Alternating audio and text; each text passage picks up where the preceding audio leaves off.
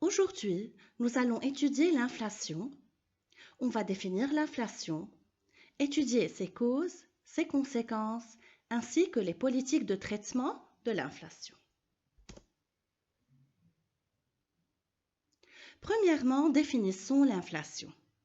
L'inflation, c'est l'augmentation durable des prix de la majorité des produits.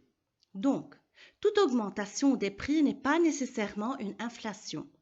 Pour qu'il y ait une inflation, il faut que la hausse des prix soit durable, c'est-à-dire 2 ans et plus, et concerne la plupart des produits vendus sur le marché. Quelles sont les causes de l'inflation? Comme vous allez voir, je vais traiter les causes de l'inflation, la plupart dans des séquences économiques et à plusieurs niveaux. Premier niveau, c'est le niveau des revenus. Lorsqu'il y a augmentation des salaires, ça va augmenter la liquidité monétaire. Et déjà, on sait que l'inflation, c'est l'augmentation des prix qui est due à une augmentation de la liquidité monétaire. Donc, lorsque j'augmente les salaires, la liquidité monétaire va augmenter aussi, ainsi que le pouvoir d'achat. La demande à la consommation à son tour va augmenter, ce qui va rendre la demande supérieure à l'offre. Donc les entreprises, pour qu'elles puissent profiter plus, elles vont augmenter ses prix et à long terme, ça va conduire à l'inflation. Deuxième cause, au niveau budgétaire. Donc je parle ici de l'État.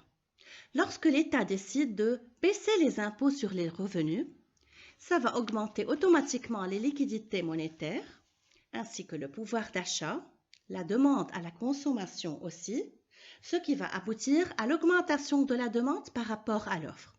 Les entreprises vont augmenter leurs prix pour profiter et à long terme, ça va conduire aussi à l'inflation.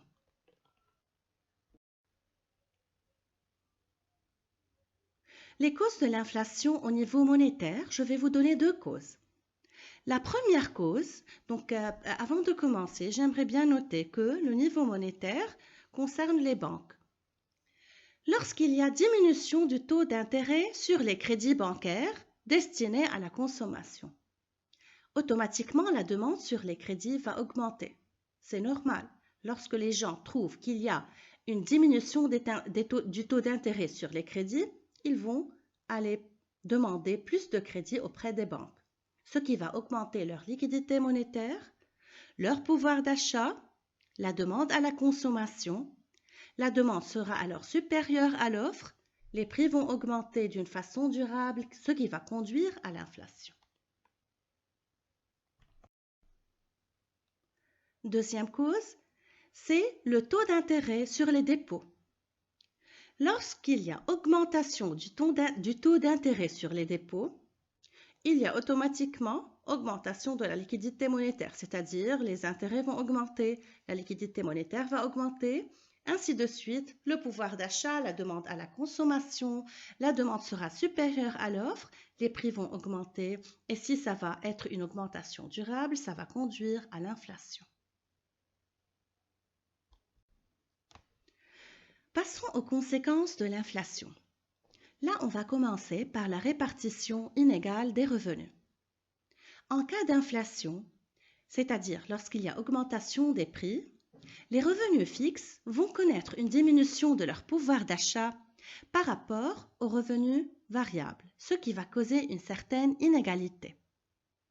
C'est-à-dire, les riches vont devenir de plus en plus riches et les pauvres vont devenir de plus en plus pauvres. Il y aura alors une inégalité sociale, car il y a aussi une classe qui va s'enrichir aux dépens d'une autre. La conséquence suivante, c'est le déficit de la balance commerciale. Avant de commencer, j'aimerais bien noter que lorsque la balance commerciale est déficitaire, c'est-à-dire ses exportations sont inférieures à ses importations. Les exportations du pays sont inférieures à ses importations.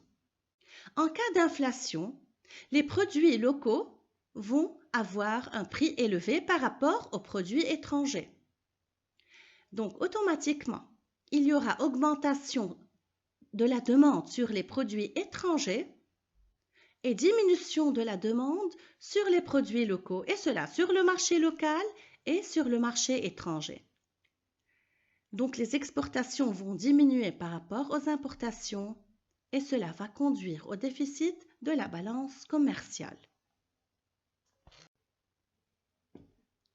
Dernière conséquence, la diminution des investissements. En cas d'inflation, les prix sont élevés et lorsque les prix sont élevés, le pouvoir d'achat va diminuer, la consommation aussi. Les investisseurs vont alors être découragés, ce qui va baisser les investissements.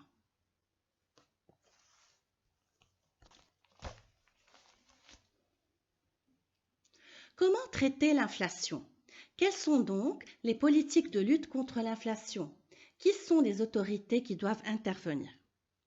Pour lutter contre l'inflation, il y a intervention des autorités qui est indispensable pour pouvoir diminuer la demande à la consommation. L'intervention se fait à deux niveaux. On a le niveau monétaire qui est par la Banque centrale et le niveau économique qui est la responsabilité du gouvernement dans tous ces organismes. Premièrement, on va traiter la politique des revenus. Lorsqu'on parle de la politique des revenus, on va commencer par la stabilisation des revenus, c'est-à-dire l'État doit limiter les hausses de rémunération.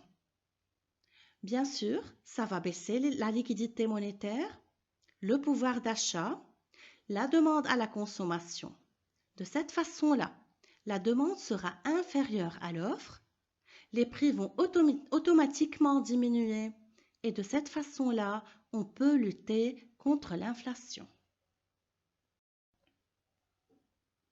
Deuxième politique, c'est la politique monétaire qui est exercée par la Banque centrale.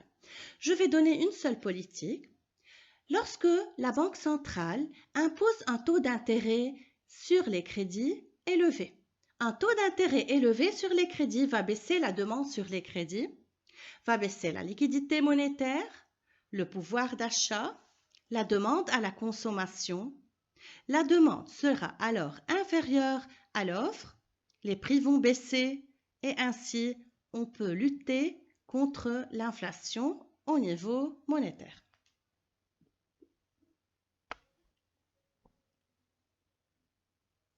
La politique budgétaire consiste à augmenter les impôts sur les revenus, ce qui va baisser automatiquement la liquidité monétaire, le pouvoir d'achat, la demande à la consommation.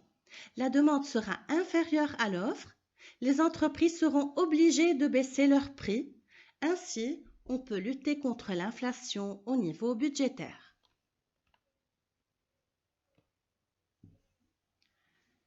Traitement de l'inflation au niveau du contrôle des prix. Cette politique consiste à ce que l'État fixe les prix de certains produits de première nécessité ou aussi à imposer une marge de bénéfice pour ne pas priver les classes et les catégories populaires de ces biens. Je donne une note ici. L'État fixe les prix en cas de monopole, c'est-à-dire quand il y a un seul vendeur et plusieurs acheteurs. Mais quand le marché devient concurrentiel, l'État n'intervient plus.